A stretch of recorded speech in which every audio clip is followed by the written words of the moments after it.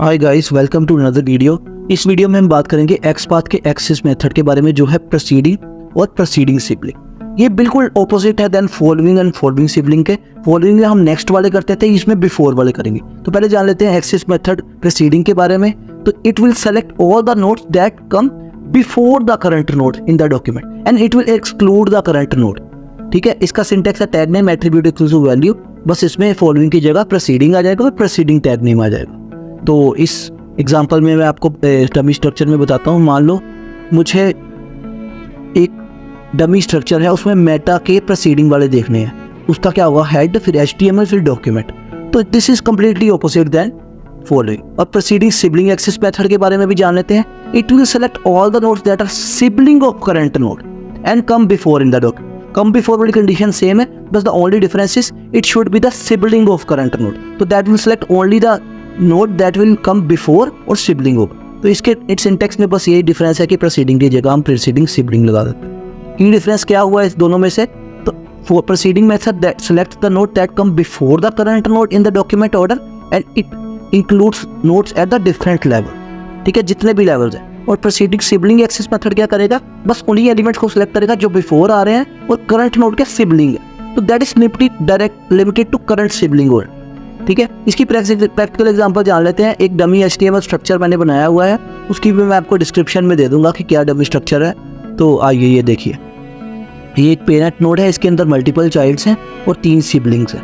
तो अगर मुझे किसी पर्टिकुलर नोड के प्रीसीडिंग एलिमेंट्स को जानना है ना, तो मैं उसके बिफोर वाले एलिमेंट्स को एक्सेस करना चाहता हूँ, तो इसमें इस केस में मैं प्रीसीडिंग जानना चाहता हूँ। और अगर सिर्फ सेम सिबलिंग के लिए, उसमें इसमें हम यूज़ करेंगे प्रीसीडिंग सिबलिंग मेथड। तो आइए इसको सिलेक्ट करते हैं, एक पर्टिकुलर नोड को। मैं इस केस में सिलेक्ट कर रहा हूँ दिस चाइल्ड 2 बटन को। चाइल्ड 2 बटन का लोकेटर देख लेते हैं कौन सा दिया हुआ है। तो it has given the button ID is equal to button 2। ठीक है, तो इसका मैं XPath कैसे देखूंगा, 2// उसके बाद I will select the tag name which is button. और चलिए पूरे के पूरे एलिमेंट को सिलेक्ट करने की कोशिश करते हैं, सिर्फ इसको। ठीक है, तो मैं पूरी डिव को सिलेक्ट कर लेता हूँ। तो डिव की ID है चाइल्ड 2। डिव से ये हो जाएगा कि आपको पूरी क्लैरिटी हो जाएगी इसकी प्रैक्टिकल एग्जांपल की। इसमें दिया हुआ है ID is equal to child 2 की। और ये देखिए चाइल्ड 2 की हम लोग ID ढूंढ लेते हैं यहाँ से। तो @ID इज इक्वल टू, क्या ID है इसकी, हम लोकेशन कर लेते हैं चाइल्ड 1।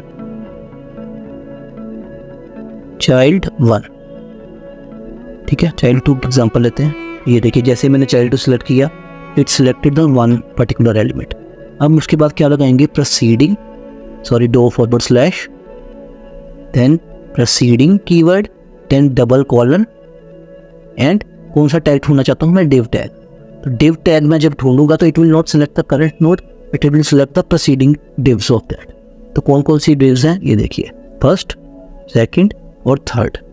इसने ये नहीं देखा कि कौन सा एलिमेंट है, कोई कितने लेवल पे है, डिफरेंट लेवल्स पे इसने सारी नोड्स को सिलेक्ट करवा दिया।